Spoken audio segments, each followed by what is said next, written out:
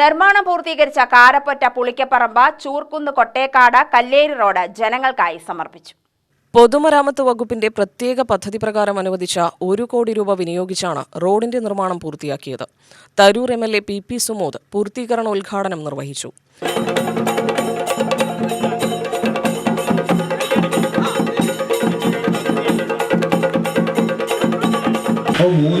മലയാളിക്ക് 1.5 കോടി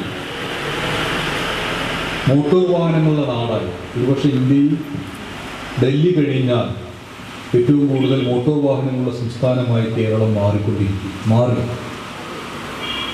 അപ്പോൾ അതുകൊണ്ട് 30 വർഷം മുമ്പുള്ള കാരപ്പറ്റയോ പുളിക്കപ്പറമ്പോ ചൂർക്കുന്നോ കൊട്ടേക്കാടോ കല്ലേരിയോ എല്ലാം 95-ലുള്ള മേൽപ്പറഞ്ഞ പ്രദേശങ്ങളെല്ലാം 2025 നമ്മുടെ ഗ്രാമപ്രദേശങ്ങളിൽ ഇരുചക്ര വാഹനങ്ങൾ 4 ചക്ര വാഹനങ്ങളൊക്കെ കൂടി. നേരത്തെ ഒരു അസുഖം വന്ന് ഹോസ്പിറ്റലിലേക്ക് കൊണ്ടുപോകണമെങ്കിൽ ഒരു പഞ്ചായത്ത് 1-2 വണ്ടി കാണും, ഒരു കാർഡിയോർമാർ അത്രേ ഉള്ളൂ. അപ്പം അങ്ങനെയാണോ? ഒരു സാധാരണ നിലയ്ക്ക് ഒരു 10 വീടുന്നെങ്കിൽ 1-2 വീടിന് ഒരു 4 ചക്ര വാഹനം കാണും. ഏതാണ്ട് എല്ലാ വീടുകളിലും ഇരുചക്ര വാഹനങ്ങൾ കാണും. ഭാര്യയ്ക്കും ഭർത്താവിനും പ്രത്യേകമായ ഒന്നുകിൽ സ്കൂട്ടിയോ അതല്ലെങ്കിൽ ബുള്ളറ്റോ കാണും.